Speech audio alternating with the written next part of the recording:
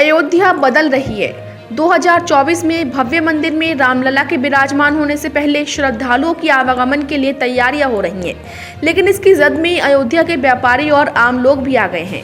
अयोध्या में नगर निगम चुनाव के दौरान यही सबसे बड़ा मुद्दा भी बनने वाला है। आलम यह है कि जो नगर निगम चेयरमैन के लिए भाजपा से टिकट मांग रही हैं, वह भी खुद को ऐसे लोगों के साथ अपने को खड़ा दिखाना चाहते हैं।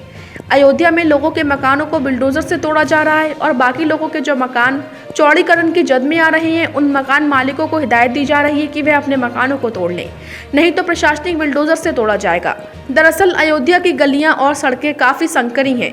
आने वाले दिनों में श्रद्धालुओं की भारी भीड़ को देखते हुए सड़कों का चौड़ीकरण हो रहा है और जिसके चलते सड़क किनारे दुकानों और मकानों को प्रशासन द्वारा तोड़ा जा रहा है। प्रशासन का कहना है कि इसके लिए व्यापारियों से सहमति ली गई है और उचित मुआवजा भी दिया जा रहा है, लेकिन सड़क चौड़ीकरण के दायरे में जो दुकानदार और आम लोग आ रहे हैं, उनका कहना है कि मुआवजा पर्याप्त नहीं है और ना ही उन्हें कहीं दूसरी जगह बसाया जा रहा है।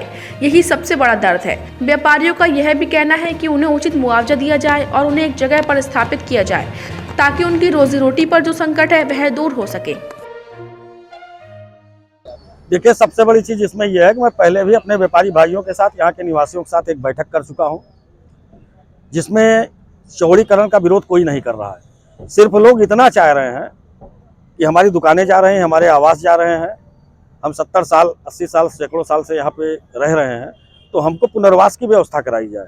दूसरी चीज़, जो अवशेष जमीन दुकान तोड़ने के बाद या कोई चीज़ के बाद बच रही है, वहाँ इनको निर्माण करने की अनुमति दी जाए।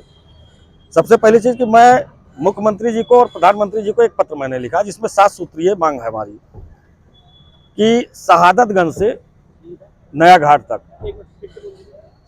शहादतगंज से नया घाट तक रोड चौड़ीकरण का जो कार्य कराया जा रहा है और रेडगंज से दर्शन नगर, ये कार्य योजना जो इनकी उसको सार्वजनिक कर दें कि हम आपको इतना पैसा दे रहे हैं, इतना मुआवजा दे रहे हैं, इस प्रकार से आपको हम पुनर्वास की व्यवस्था कराएंगे।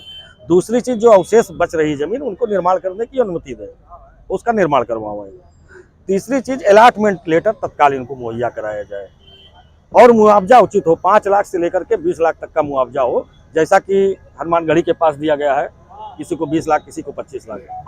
सीधी सी चीज़ इसमें यह है कि माननीय मुख्यमंत्री जी को और माननीय प्रधानमंत्री जी को यहाँ के आला अधिकारी जो है बदनाम करने की साजिश कर रहे हैं, उनकी छवि को धूमिल करने का प्रयास कर रहे हैं, जैसा कि होने नहीं दिया जाएगा।